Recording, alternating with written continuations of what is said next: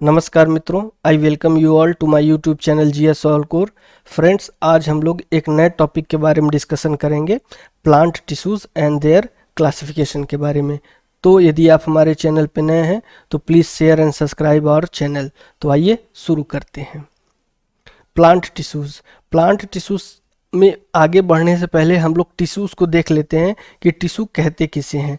जो टिश्यू होता है फ्रेंड्स, वो ग्रुप ऑफ सेल होता है जिसका कि सिमिलर स्ट्रक्चर होता है एंड फंक्शंस भी सिमिलर होते हैं। मतलब यदि ये कोई ग्रुप है सेल का, जो बहुत सारे सेल हैं, और यदि इनका फंक्शन प्लस स्ट्रक्चर दोनों सेम है तो इस ग्रुप को हम टिश्यू कहेंगे, टिश्यूज़। और यदि हम प्लांट सेल की बात करें, प्लांट टिश्यू की बात करें, तो प्लांट टिश्यू का क्लासिफिकेशन जो होता है वो उनके स्ट्रक्चर एंड फंक्शन के आधार पे होता है कि किस तरीके का उनका स्ट्रक्चर है, कैसा उनका फंक्शन है। इस आधार पे प्लांट टिश्यू को दो पार्ट में डिवाइड किया गया है। पहला है मेरिस्मेटिक टिश्यू एंड दूसरा है परमानेंट टिश्यू।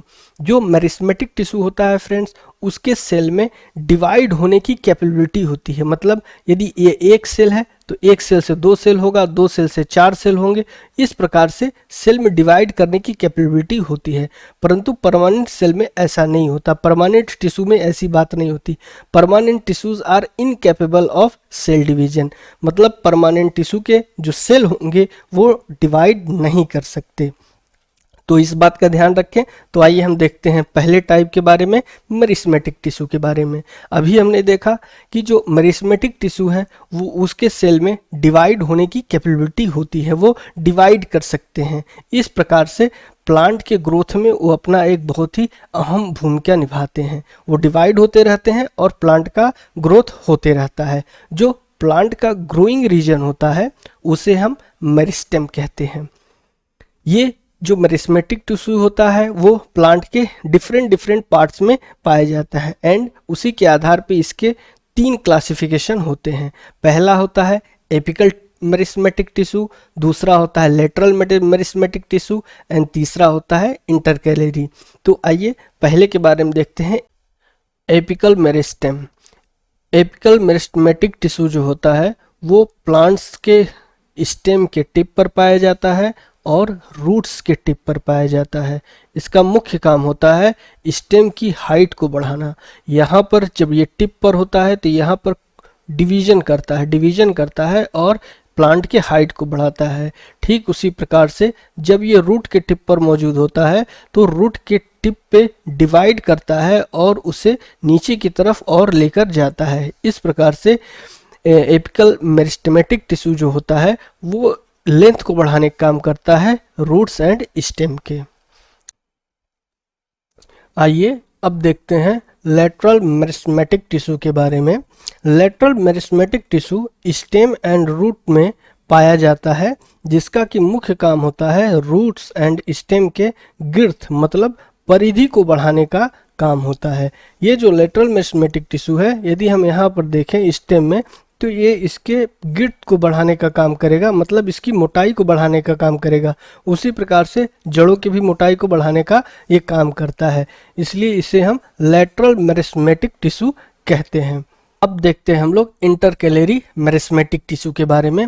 अभी तक हमने देखा कि एपिकल मेरिस्मेटिक टिश्यूज जो होते हैं वो प्लांट के लंबाई को बढ़ाने का काम करते हैं, लेंथ को बढ़ाने का काम करते हैं, और लेटरल मेरिस्मेटिक टिश्यू जो है वो प्लांट के गिर्थ को बढ़ाने का काम करता है, मतलब मोटाई के को बढ़ाने का काम करता है।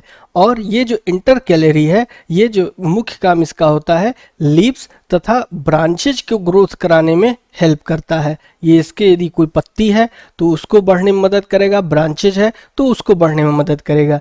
यह मुख्यतः प्लांट के नोड्स पर पाया जाता है, इंटर नोड्स पे एंड लीव्स के बेसिस पे ये पाए जाते हैं।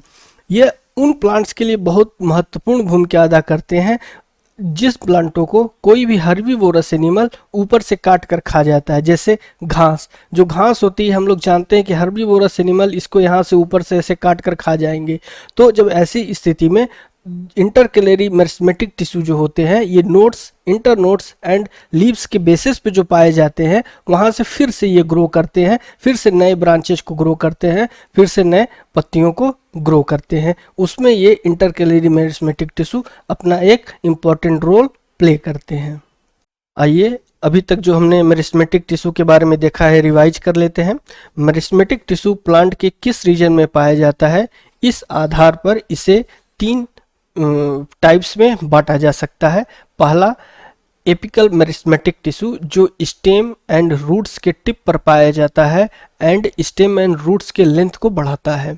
दूसरा लेटरल मेरिस्मेटिक टिश्यू जो स्टेम एंड रूट्स के गिर्थ को इंक्रीज करता है, मतलब बढ़ाता है।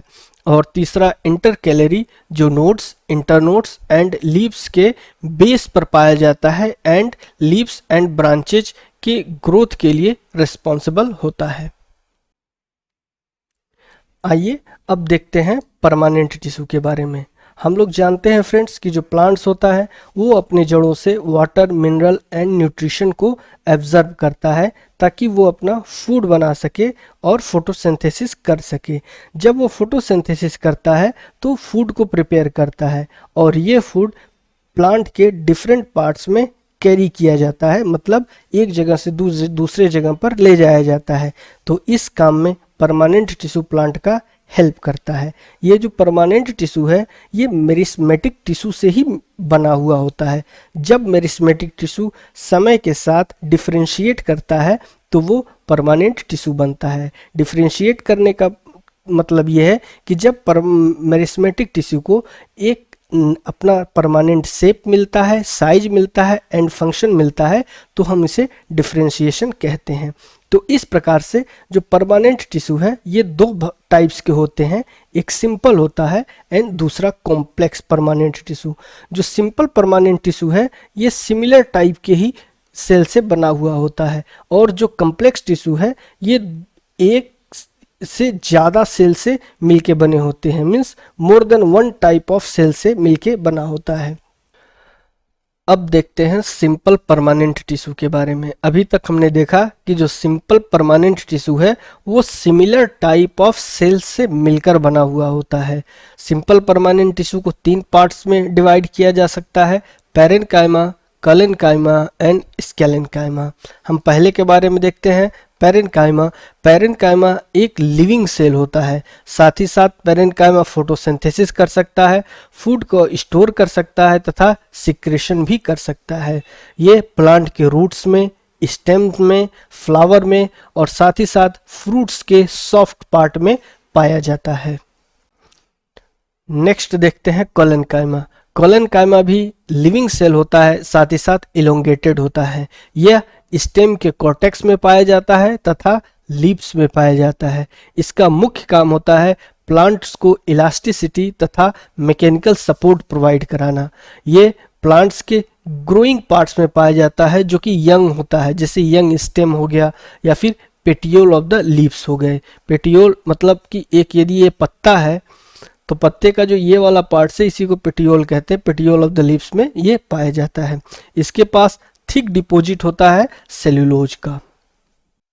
अब देखते हैं स्केलेन्काइमा के बारे में। ये जो स्केलेन्काइमा है ये डेड होता है, मीन्स इसके जो सेल्स होते हैं वो डेड होते हैं, लाइव नहीं होते।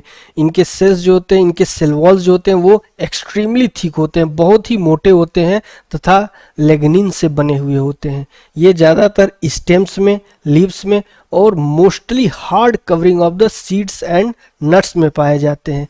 जैसे कोई ऐसा सीड है जो कि ऊपर से बहुत कठोर है तो वो स्केलेन्काइमा टिश्यू से बना हुआ होता है। साथ ही साथ ये फ्रूट के पल्प्स में भी पाए जाते हैं, मतलब जो फल होता है उसके गूदे में भी पाए जाते हैं। वो अमरूद हो या फिर नाशपाती हो या फिर चीकू हो, इन सभी को गूदे में भी पाए जाते हैं। साथ ही साथ चाय की जो पत्ती होती है उसमें भी ये स्केलेन्काइमा पाए जाते हैं।